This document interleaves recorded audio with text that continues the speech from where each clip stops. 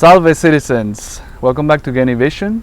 My name is David Geni, and in this opportunity I want to talk to you about a recent reading that I did of an essay called The Abolition of Man by C.S. Lewis. C.S. Lewis, the famous British author, Oxford and Cambridge professor who wrote the Chronicles of Narnia. Perhaps not a lot of people know about his non-fiction work. A lot of people know about his fiction work. He has a pretty rich essay work, and in this particular essay, which has the form of lectures, each chapter being a lecture that builds up to the key argument at the end, C.S. Lewis presents a brilliant detonation, almost demolition if you will, of three things: the moral relativism and relativity that was already creeping in the time of this essay's writing. This is, mind you, this is in 1944 when it got published, so this is, during the war, and a very sort of critical time in the 40s. The other thing that he very much crushes is the unwarranted presence of scientism as a one-dimensional doctrine that is starting to creep in all the areas of the humanities, what we call the humanities. So, aesthetic theory, the art criticism, literature, philosophy, even things like just the study of the arts in general, and of spirituality and religion, for instance. So he very much crushes the tendency to lean on the more scientism side of the tendencies of the time, and it's ever more valid today, and especially after going through the 70s with postmodernism being sort of like this hiatus, if you will, of this tendency that has not really stopped to this day. And that leads to the third thing that he pretty much demolishes, which I thought was fascinating.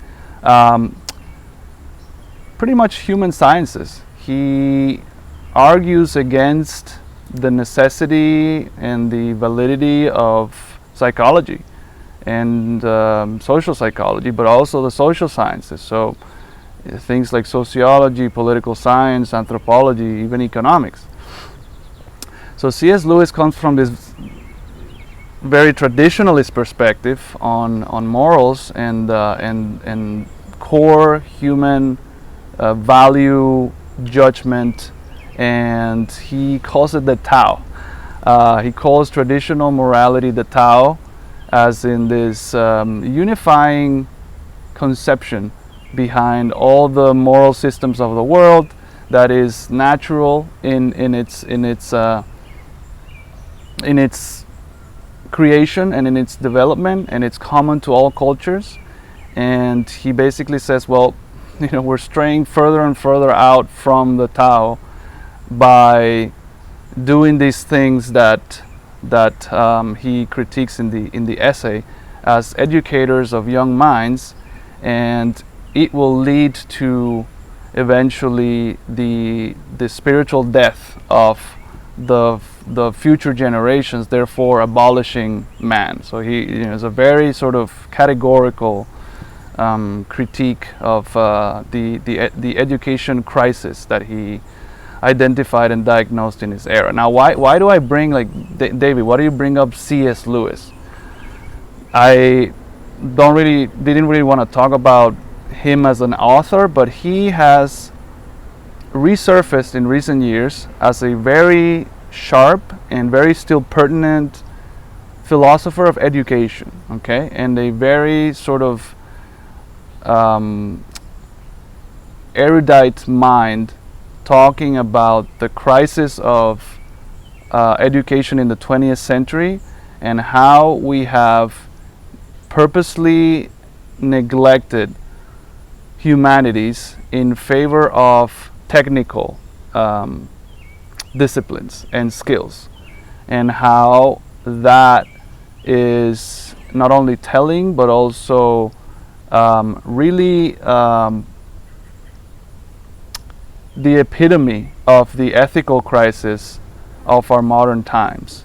And you have to think in far longer terms than just the past few decades. You have to think in terms of perhaps multiple centuries. Now, I don't necessarily agree with everything that C.S. Lewis brings up in the essay. Again, I think it's brilliantly written, and I will 100% recommend it for the rest of my life. Now, I want to close off with the one concept that I hinted at in the previous video, and that I think ties very well into what C.S. Lewis is basically crying for and screaming for in this essay, which is which is a very heartfelt piece of writing, and that is the concept of Paideia. And of course, this is going to be a recurring theme in my series, but the concept of Paideia, or Paideia, in ancient Greece, very well explained, by the way, by an author by the name of Werner Jaeger. So Werner Jaeger, I guess, would be the English pronunciation. A German author, very knowledgeable on the ideals and the educational techniques of the ancient Greeks, and how it evolved in the classical period and then bled into the Roman period, of course.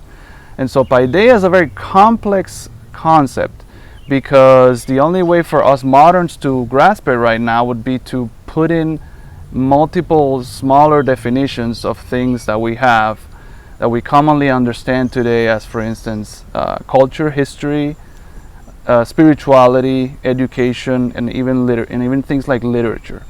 Okay, so Paideia, and it comes from the reference comes from Werner Jaeger's book Paideia, the ideals of Greek culture.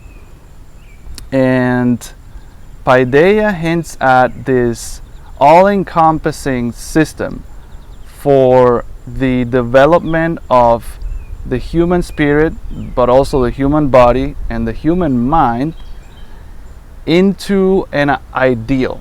And that is, in Jaeger's mind, what made classical or ancient Greek civilization unique. It was their educational focus.